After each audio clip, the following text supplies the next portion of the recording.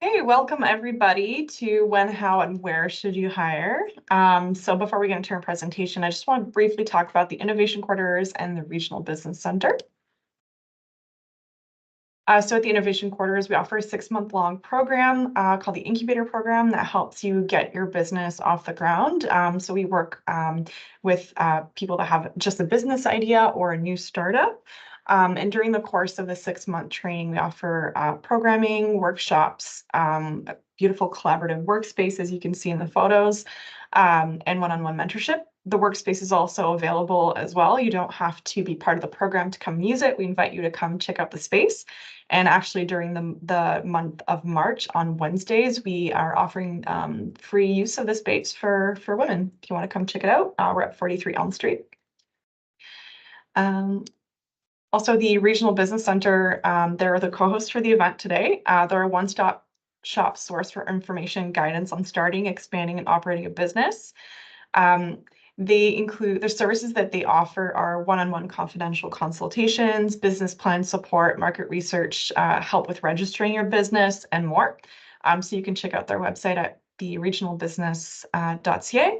And they also have, for students, they have a program called Summer Company, and that's going to be open pretty soon for people to come. Like if you're a student returning to school and you want to start a company over the summer, you should check out their website. And we have a few great events coming up. Next Thursday, we have a presentation called Unlocking the Secrets of Grant Writing. That's going to be presented by NOHFC. On March 20th, we have Intro to Starting Your Own Small Business. So this is going to be a great introductory seminar for people that are just looking as to where to start. And that's held by the Regional Business Center. Again, these are all virtual.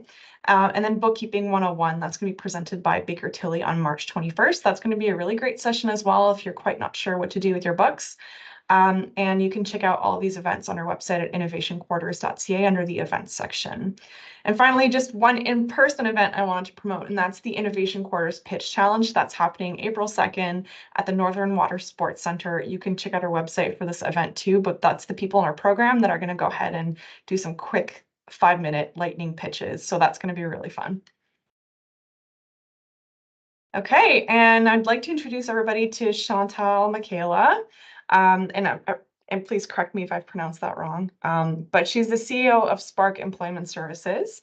She's got over 2 decades of industry experience. She's also has a bachelor degree in sociology, diploma in Travail social with Gerontologie. I think I pronounced that correctly. Thank you. And along with certifications in Lean, Green Belt, and in volunteer as well.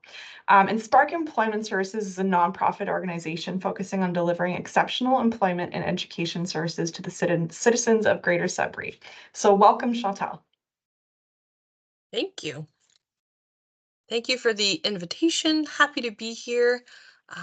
It's going to be a fun hour. So I am going to share my screen. Just make sure we're all ready to go. Let me know if all is good. Yep, that looks good. Perfect. Okay, so thank you. Thank you for the introduction. Yes, Chantal Makela, it's all good. I will respond either way. So today I was invited to speak to you about when, how, and where to hire, hoping that I can, provide some of my own experiences and my thoughts on here. You are all invited to pose your questions in the chat. If I'm able to answer as I go, I'll do that. But otherwise, I will make sure to go through those at the end. So here we go. Today, this was mentioned already, so I do work for Spark Employment Services. I've been here for 6 years. We are a nonprofit organization. We've been around in Sudbury for 36 plus years, and we are one of the Employment Ontario service providers in our community. So we do help both the job seeker as well as the employer, and I'll get into a little bit more of the programs and services we offer a little further down into the presentation.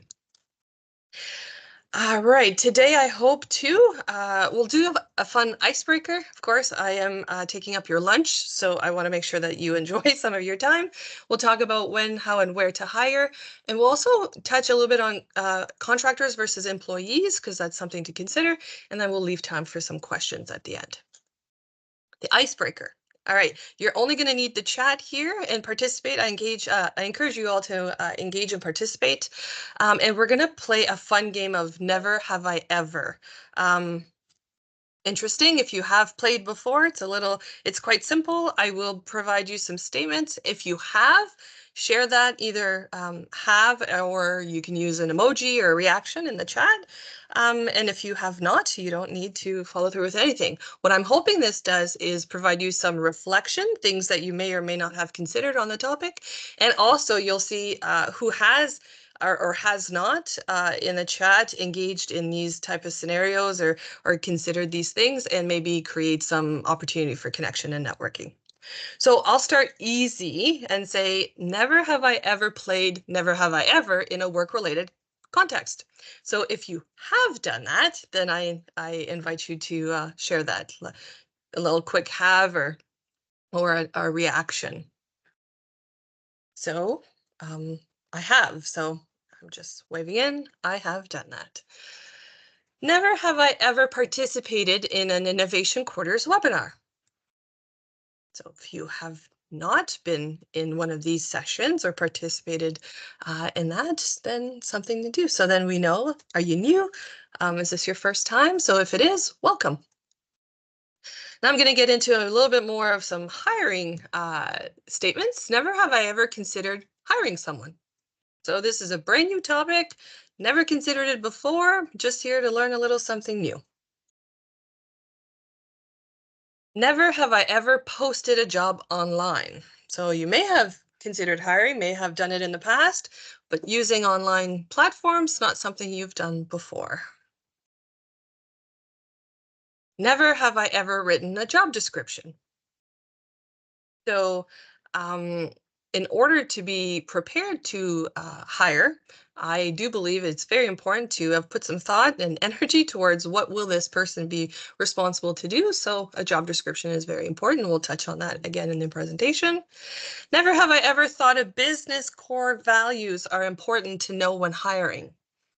Some people don't put attention to this, and I do believe, my opinion is this is extremely important, allows you to hire for fit, and ensures that you have a very collaborative, team that is going to work well together and support your organization's business's mission and vision.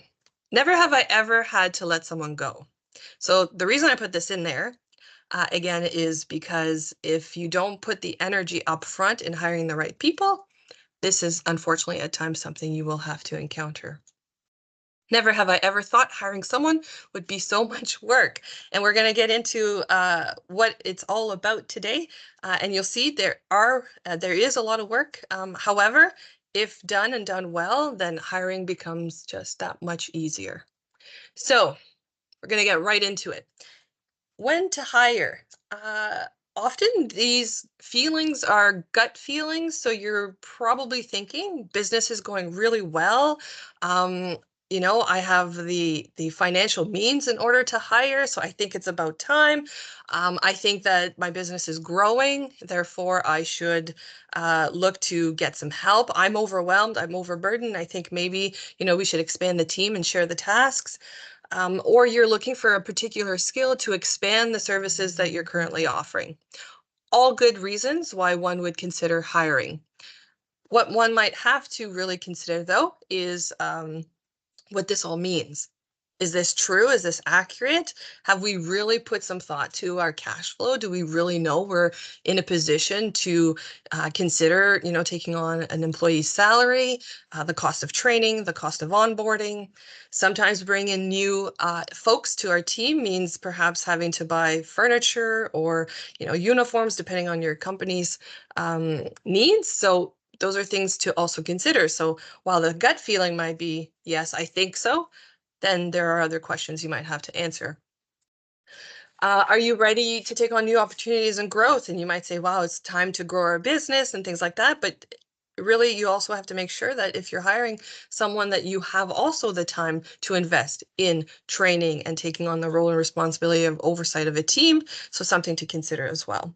And then thirdly, if your team, you think you need a particular skill set, have you really put some thought and energy into that skill set? What is it? Is it really going to be helpful to you?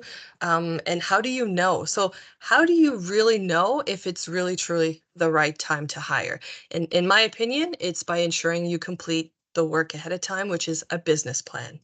And so you want to put your time and energy in really understanding your core business, understanding the current structure, the market, the competition, and everything else. And that is the work that I recommend you put into before hiring. So when it comes to a business plan, it's a well thought out business plan will serve as a cornerstone to your company, guiding its trajectory with clarity and purpose. So in here, in this exercise, you would have put some thought to market insight, right? So you'll have thought through comprehensive market analysis. You will have understood the landscape of the industry and your competition, the trends, and you'll uncover growth opportunities.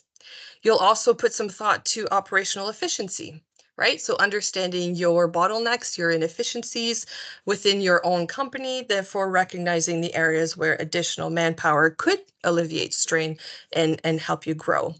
And goal setting, both short and long-term goal setting is important.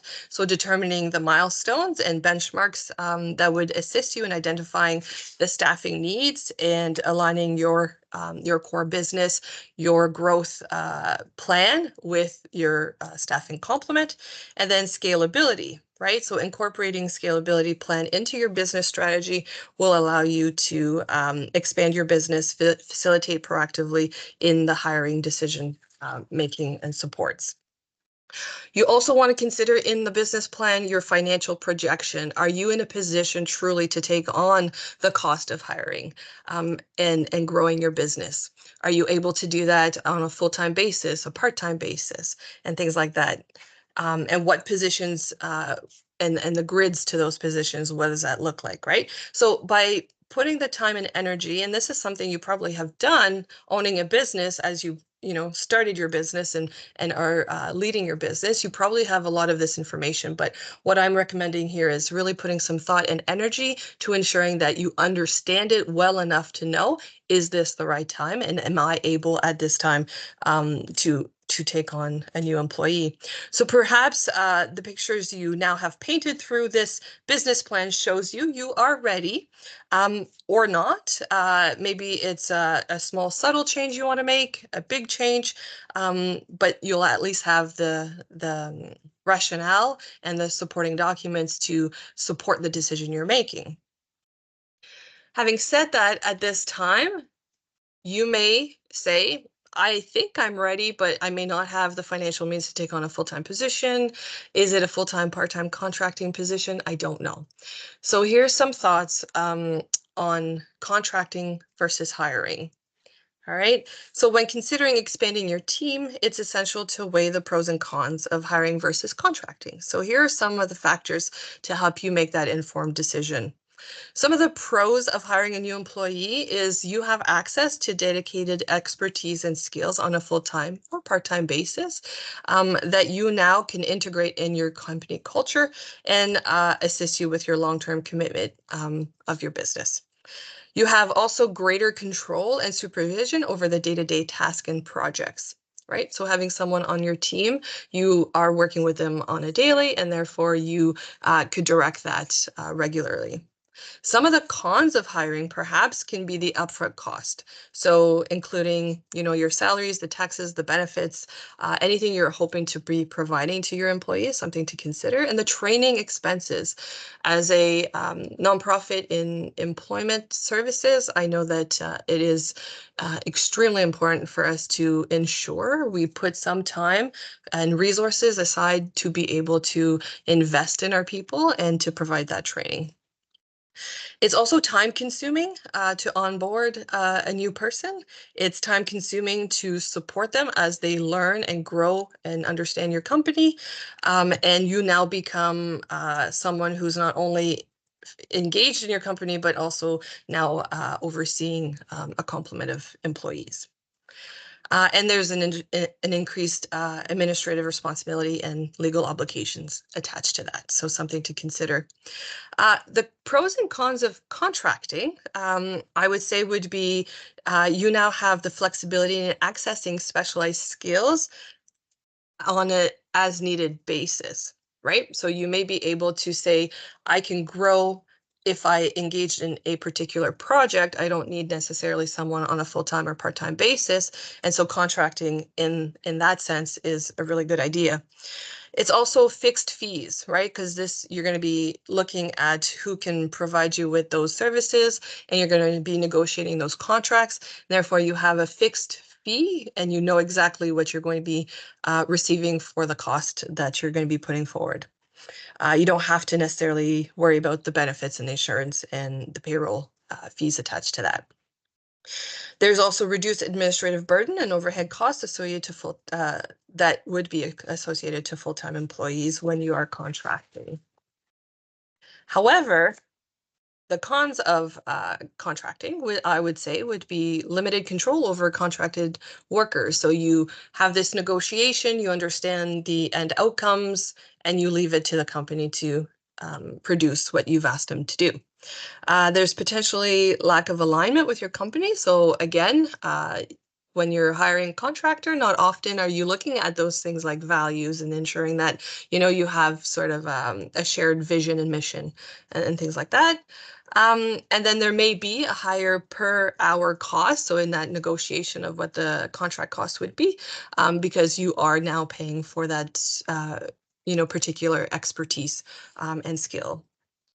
So those are the things I would consider. For example, for us as a nonprofit organization, we do have employees for our frontline services, and the times that we do believe it's best for us to contract are things like marketing, cleaning, security, and IT. Those are the things that isn't valuable enough for us to invest in having permanent full-time employees. So those are some of the things that you would want to look into and consider. After you've done all that, you've thought, okay, I am now understanding my business plan. I know if I'm ready to hire either full-time or part-time versus contracting, and you believe you are in a position where you would like to be hiring. So you've done your homework, and here we are going to hire an employee. But to do that, where do we start? And so I would suggest here are some few things you want to consider when hiring an employee.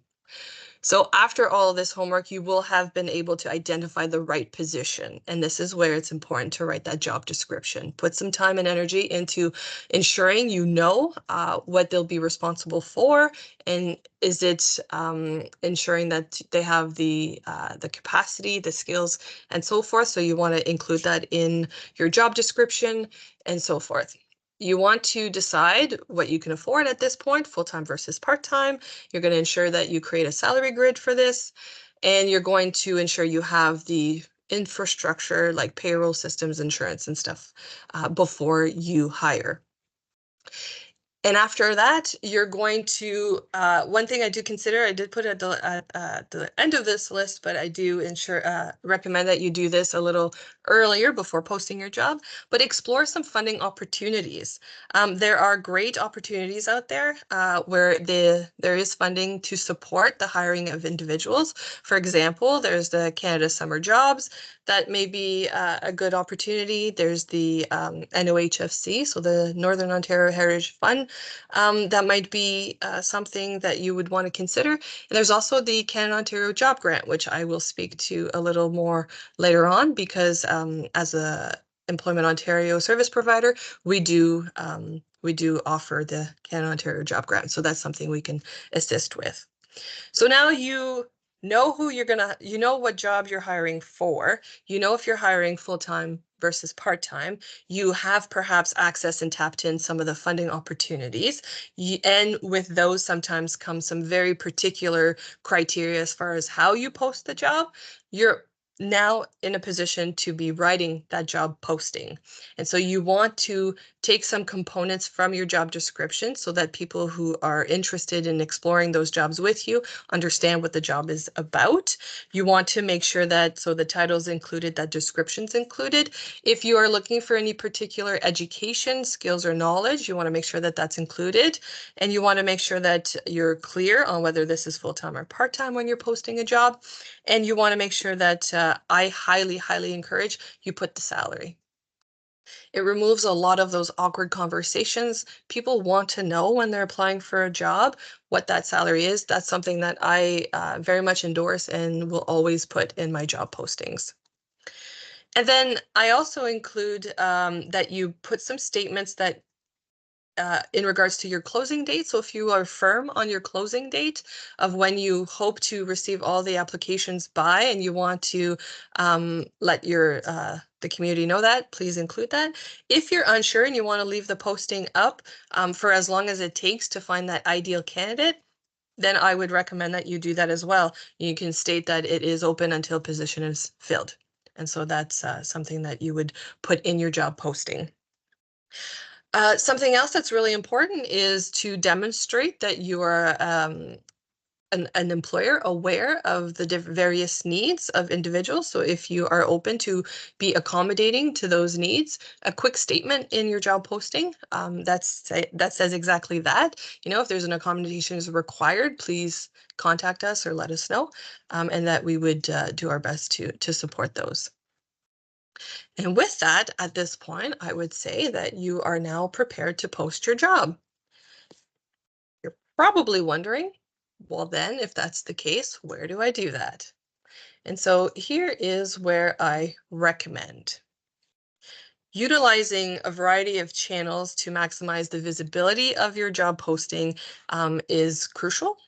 I have listed a few here that are free. So that's also ideal. Canada Job Bank is a great platform. It would be required if you are successful in receiving the Canada Summer Job funding, for example.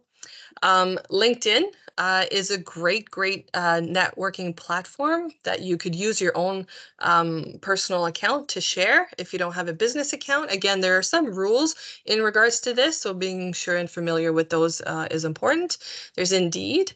Your website and your social media platform is where we recommend job seekers to be looking. If you're interested in a particular company, look at their website, look at their social media platform. That's where you're going to find if they're looking to hire. Workforce Planning has a new job board. I know that their board does sort of collect, you know, from multiple channels, and it automatically goes there, but you can reach out to them and directly post on their job board, and that is a really well fulsome you know, sort of list of opportunities that we do recommend folks to look at if they're looking for work. And then using services like ours, Local Employment Ontario Service Providers. There's a few in the city. So there is Spark Employment Services, but you also have the YMCA Employment Services, and you also have Employment Options, Guest-to-Gig Employment. So we are mandated to support local employers to find the right job seeker. And so either through our own websites, our own social media platforms, and even just knowing that you're hiring, it's good for us to be able then to direct traffic your way if individuals are interested in working for you. So that is where I would recommend. There's so many places that you can place to hire that won't cost you much, that I think you know, you take advantage of those and you'll most likely receive, you know, quite a slew of applications. All right, I just want to make sure I'm not missing anything.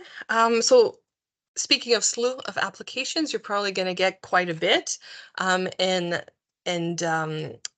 if you have been clear on a deadline date, you may start getting people sort of reaching out and saying, have you made a decisions yet? Which is why often I would say, the position will be open until filled, and then that would perhaps reduce a little bit of that traffic into your email inbox.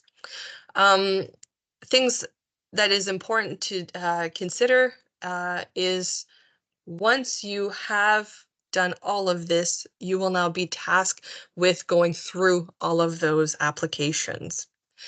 And so what I recommend and the tactics that I use in order to do this well is when I sit down and ready to do this, I take my job description, I take my job posting, and I tend have my list of potential candidates. And to remove all biases, I often immediately disregard their name and things like that, because you don't want to be swayed one way or another without really truly analyzing the content within the application package. The reason I have my job description and my job posting with me is because it just really, I ensure what I'm seeing in the resume and or cover letter is what I really asked for. And I really analyze all of the applicants equally and fairly, and that will help me reduce my list to my few top candidates. When I do that, then I'll highlight the things that I have asked for, and I create piles from there. These candidates have met everything I've asked for. These candidates, there's some really good things, there's some things missing, and then some candidates that don't quite meet your criteria. And so that will reduce, it to probably a reasonable pile of applicants where you're now going to really dive into and identify some of your top applicants that you're interested in interviewing. And so you're going to now contact your applicants and you're going to provide them an opportunity to meet with you through an interview process.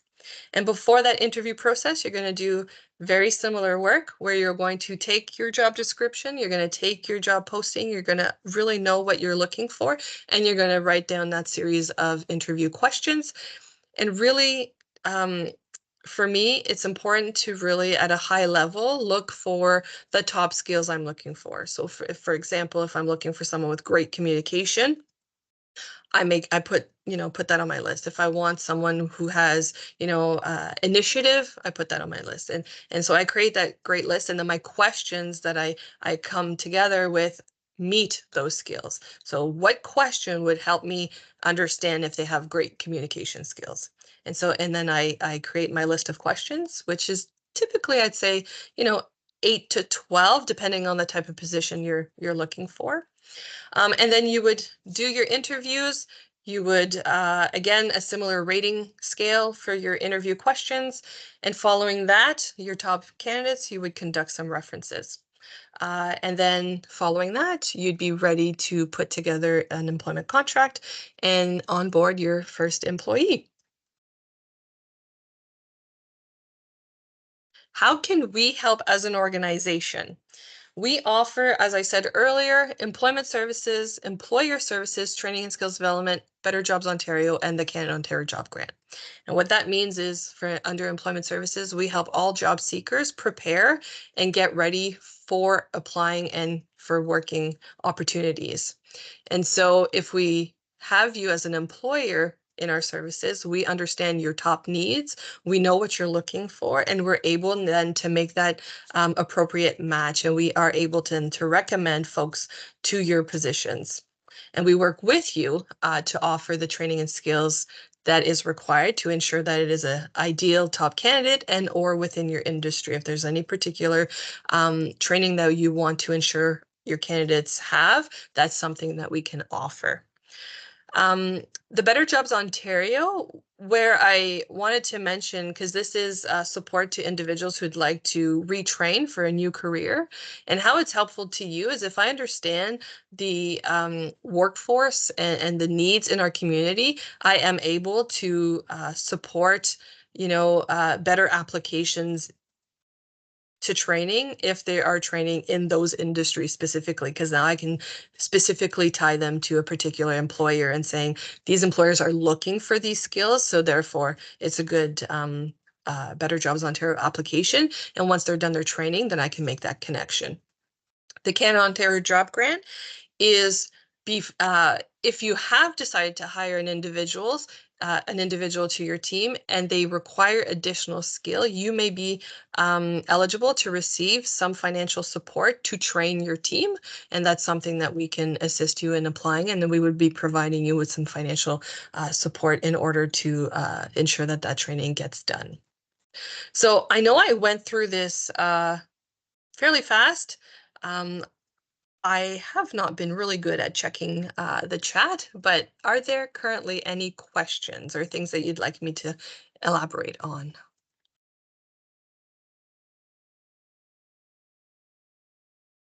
I have a quick question, but actually, it's in regards to references. Okay. So how important is it to call references and how do you know if it's a good reference? Okay. So I don't put a lot of value on references. I do like to verify. So if they do provide me a reference, you can get some really good information on a particular candidate. If you want to validate, you know, some of the information that they provided you, a particular skill they said they had, and you want to make sure that, you know, what was that on the employer's side? What did that look like? What did that feel like? I don't have a lot of questions on my reference sheet. Though what is telling in a reference for me is the hesitation one has to answer some of the questions, right? Because it is, as you said, really hard to identify if it is a really good, solid reference. But if someone is hesitant to answer a question, that's more telling than the wonderful story that they're telling me. So I try to do 1, 2 reference. But if I feel confident in the conversation I had with the candidate, if I believe that, you know, we can work well together, that I think I want to take that risk in hiring that person, know that through, you know, you have that probation period. If I can't reach the references or I don't feel like they gave me what I was looking for, if I feel confident with the candidate, I will still take that opportunity to bring them onto my team. Hope that helps. Yeah, no, it certainly does. Are there any other questions? Yeah, feel free, everybody, to type questions in the chat. In the meantime, I do have another question. Okay. That is, how do you feel about skill testing for job interviews? Mm-hmm. I would actually say that's where we step in, right? One of the service that we do offer is job placements, where it's an opportunity for someone to trial something and see if it's a good fit. So I do encourage employers to reach out to us. If we're able to identify a candidate, we can maybe provide that opportunity for you to try someone out and see if it works for you, and if there is, you know, a training plan that we can put together that you feel comfortable with. Skill testing, I would say it depends on the type of role that you're hiring for. If it's a really particular skill that you need them to have before coming in, or if it's one that you're willing to train, therefore not so important to skill test beforehand, right? So I think it all depends on the level of training you're able to offer and provide before you test their skills. Because some skills are very transferable. While they may not be able to conduct that exact, you know, activity you're asking them to do, they may surprise you on the job if you're providing that support and that guidance. So, Yeah, thank you. do you put a lot of stock in cover letters? So I'll share my little tactics. I go through the resume first because that usually is a quick glance. Usually you have quite a large pile of applications. So I like to compare that resume to my job posting, my job ad, and see if I get what I need. If I like what I see on the resume, then I read the cover letter, because then I can see it as a full story, right? See how they are presenting that. And usually there's some, if it's a transferable skills, if I'm interested but I don't see that direct correlation, then that cover letter probably gives me that picture that they're trying to paint for me, to say, like, I believe the skill is transferable because. So I think the cover letter is important. Again, depending on the job you're hiring for, it might demonstrate, communication skills. It might demonstrate ability to organize thought, and to be able to sell something. So my practice is the resume first, and then I follow through with the cover letter. We recommend, should the resume be 1 or 2 pages, we recommend all of our job seeker to never exceed the 2 pages. But, front, back, we know employers do not want to receive tons of paper. So that's something that I highly recommend everyone to keep it pretty condensed. We highly encourage our job seekers to write a resume and cover letter, particularly for each job they apply for, to be very clear, concise, and direct on how their skills apply to the position they're applying for. So we try to stay away from the generic resume and cover letter. And if you're doing that, then you are most likely able to keep the information to 1 to 2 pages. You're welcome. Anything else?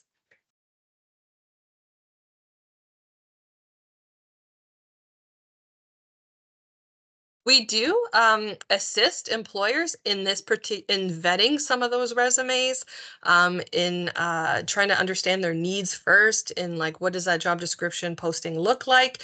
We do post for employers. We also host events for employers. If you're working with us, we will hold information session. We'll do open hires for employers. That's a really neat concept that we've just recently launched that has been quite successful. So for an employer who's hiring multiple of the same position, an open hire is really ideal, especially if the skill set you're looking for can be condensed to a couple top things. That's what we're going to advertise for. And we advertise that if you're looking, let's say, for 10 individuals in one particular role, that we will invite everyone who believe they meet that skill set to come in, meet with you, and almost, be offered that position on the spot. And then we continue with that support with the training and skills development on the job, before the job and on the job. So that's something that has really worked quite well for us. And we invite you all, if you're interested in something similar to that.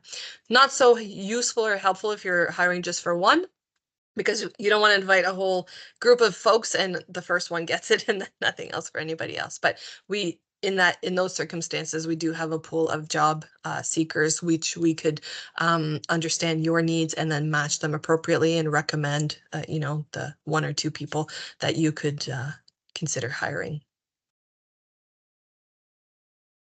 I wanted to also share before I end this a fun, very creative story. Something that one of our job developers shared with me just recently. We really like to think creatively and outside the box to try to help every employer, find the solution that works for them. And we had an employer who had a cleaning company and was constantly looking for cleaners who they had a hard time finding because one of the job requirements was that they are able to drive and they had means to go from, point A to point B to ensure that they were able to complete their cleaning schedule. And while we had a lot of individuals interested in cleaning, they didn't meet the criteria because they didn't have a driver's license or didn't have means of transportation. We also, in our pool of candidates, had a driver who was willing to do work for anyone and wanted to drive. And so what the job developer proposed to the employer was, have you ever considered hiring a driver who can assist your cleaners and drive them to, the jobs that they need to go to? And the employer was open and willing to, explore something they had never considered before. They hired our driver candidate, and that person's been there for over a year. And it's been the solution to their hiring struggles where they couldn't find cleaners with a driving license. So just to say, you think sometimes you know what you're looking for, but if you're struggling, it's something that we can definitely assist with and support you in creatively thinking of other solutions for that. There is a question. Can you explain a bit more about the Canada Ontario Job Grant? Yeah, absolutely. I can share a little bit more. If you go on the ministry site, MLITSD, you'll also see some information. But if you have employees who you like to train in order for them to upskill, either move it up into the company, you can apply for the job grant where there's a component of the cost that will be covered. You would still be responsible to cover, I believe it's a sixth of the cost, and we would vet the trainer that you're recommending, and if all is approved, we would support you in obtaining that training for your staff, and you would receive some funds to cover the cost of that training. That's such an awesome success story. Thank you. Yes, absolutely. Again, sometimes it's just a matter of, reaching out and saying, here's been my struggles. Can you help us think of a new way of meeting our needs? So absolutely. Oh, I thank just you, posted the Melissa. link. Yeah, if you Yes. want to confirm that's correct. Yes. Perfect. Yeah. Okay, well, thank you so much for this presentation. I thought very insightful, and some really great questions came about. So thank you so much. You're welcome, and feel free to reach out. I am on LinkedIn. You can, call me here at the office, and if you have any more questions following this, I'm open. So. Okay, thank you everybody for participating, and stay tuned for our presentation about grant writing next week. Take care. Thank you. Have a good Bye. day. Bye.